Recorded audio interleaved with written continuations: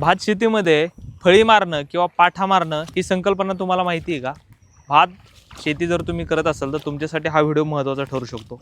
माझ्या पाठीमागं हे जे तुम्ही बघताय यालाच फळी मारणं किंवा पाठा मारणं आपण म्हणू शकतो. या ठिकाणी जर बघितलं तर यामुळं पूर्णपणे जे भाताची रोपं आहेत ती चिखलामध्ये किंवा पाण्यामध्ये गाडली जात आहेत. पण त्याचा फायदा काय किंवा तोटा काय हे तुम्हाला माहिती नसेल तर हा व्हिडिओ शेवटपर्यंत बघा. सध्या मी मावळ तालुक्यात आहे. मावळ तालुक्यातील प्रगतशील भात उत्पादक शेतकरी नितीन गायकवाड आपल्यासोबत आहेत. नेमकं हे जे पाठा मारणं किंवा जे फळी मारणं आपण ज्याला म्हणतो, नेमकं संकल्पना काय आणि त्याचा काय फायदा होतो? आपल्याला भात शेतीमध्ये काय करायचं, खर्च कमी करायचा आहे, उत्पादन वाढवायचे. आता हा पाठा जो आपण मारतोय हे आपण उद्या जे भातावरती जर कीड रोगबीड जर पडली तर त्याचं नियंत्रण आत्ता आपण करतोय. कारण जर वास्तव जर पाहिलं आज आपण, तर आज आपल्या 4-5 ह्याच्या तालुक्यामध्ये 95% भाताची कापणी ही मशीनद्वारे केली जाते. आणि मशीन काय करते, वरची फक्त आहे ना एक 4 ते 5 इंच किंवा फार फार तर अर्धा फूट भाताची कटिंग करते आणि खालची पावली तशीच राहते. विषय काय होतो, ह्याच्यामुळे खोडकिडीला अनुकूल वातावरण तयार होते.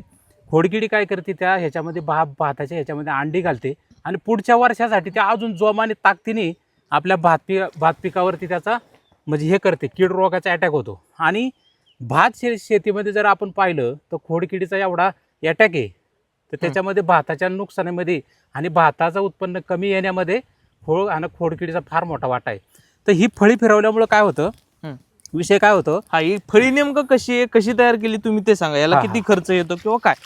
ह्या फळीला काहीही खर्च येत नाही. सर्व वस्तू ह्या शेतकऱ्याकडे असतात. शेतकऱ्याकडे बैल असतात, गुरं म्हशी बिशी असतात, तर दुरी आपल्याकडे असते. आणि हा जो 2चा जो पाईप आहे चॅनल, ह्यो प्रत्येक शेतकऱ्याकडे असतो. आणि जर समजा एखाद्या शेतकऱ्याकडे नसल तर त्यांनी सरळ एक 4 ते 5 किलोची फळी शेतकऱ्याकडे कुळवाची दांडी असती, नांगराची दांडी असती, ती जरी आडवी बांधली आणि त्याला अशी दुरी बांधली आणि त्याला जर हे केली वडली तर ते आता महत्वाचा मुद्दा असा आहे की ज्या वेळेस ही फळी भाताच्या रोपावरून जाते, म्हणजे पूर्णपणे भात हे चिखलामध्ये लोळलं जातं, म्हणजे त्याचा पूर्णपणे पाण्याशी संपर्क येतो. आता विषय काय होतो माहितीये का, ती फळी भातावरून गेली, पानावरून गेली की त्या पानावरती अंडे असतात, किडी असतात, आळ्या असतात, त्या सर्व चिखलामध्ये रुतून पडतात, पाण्यामध्ये पडतात.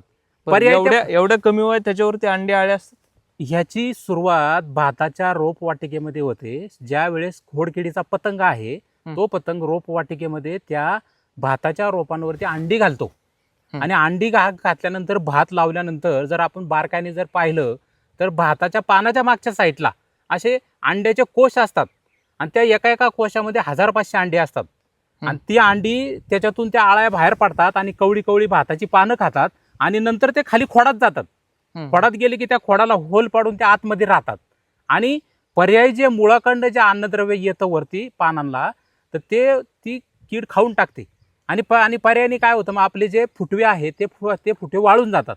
आता विषय असा आहे, भातामध्ये जर ज्याला जास्त फुटवे त्याची उत्पादकता जास्त, पण जर खोडकिडीचा अटॅक झाला आणि खोडकिडीने जर असं जर हे आपलं नुकसान केलं तर भाताची उत्पादकता फार कमी होते. त्याच्यामुळे उद्या रोग पाडल्यानंतर फवारणी करण्यापेक्षा ह्याला काय खर्च येत नाही. अशा पद्धतीचं जर आपण कार्यक्रम राबवला तर याचा खूप मोठ्या प्रमाणात फायदा झालेला आहे. गेली 5-7 वर्षापासून मी हा प्रयोग करीत आहे. तुम्हाला रिझल्ट आहे? 100% रिझल्ट आहे. आता हा झाला खोडकिडीचा मुद्दा. दुसरा मुद्दा ह्याच्यामध्ये असा आहे, जे ऊस उत्पादक शेतकरी आहेत ते बघा, काय शेतकरी ऊसाची रोपं लावतात आणि एक 60 ते 65 दिवस झाल्यानंतर त्या त्या रोपाचा जेठाकोंब खोडतात. का? तर त्याला खालून फुटवे आलेले असतात 4-5. तर ते जेठाकोंब काढल्यामुळे ते खालचे जे 5-10 हे फुटवे ते ताकदीने येतात, वरती येतात. तसंच भातामध्ये आपण काय करतो, 1-2च रोपं लावतो आणि पर्यायी त्याला फळी मारल्यामुळे ती रोपं दुखावली जातात. आणि त्याच वेळेस मुळाखंड जे येणारं न्यूट्रिशन आहे, अन्नद्रव्य आहे, ते खोडामध्ये पडून राहतं आणि त्या पिरियडमध्ये भाताला मोठ्या प्रमाणामध्ये फुटवे येतात. म्हणजे 2 फायदे आहेत. 2 फायदे फळी मारल्याचे. एक तर रोगावरती रोगप्रतिकारक क्षमता वाढते किंवा रोगावरती नियंत्रण ठेवता येतं, बरोबर, खोडकिडीवरती. आणि दुसरा मुद्दा, तुमचं उत्पादन सुद्धा वाढतं. बरोबर. पण आता ही जी फळी आहे ती नेमकं कितव्या दिवशी मारायची, लागवड झाल्यापासून, आणि किती वेळा मारायची? भाताची पुनर्लागवड झाल्यानंतर 21 दिवस पूर्ण झाले, आपली रोपं सेट झाली की तुम्ही फळी मारू शकता. त्याच्यानंतर 1 महिना पूर्ण झाला भात लावल्यानंतर, म्हणजे 21व्या दिवशी आणि 30व्या दिवशी 30 दिवस पूर्ण झाले की परत एकदा फळी मारायची. फक्त काय करायचं ह्याच्यामध्ये विरोधाभास कसा आहे, पहिली जशी मारली दोन नंबर त्याच्या उलटी मारायची, असं करायचं.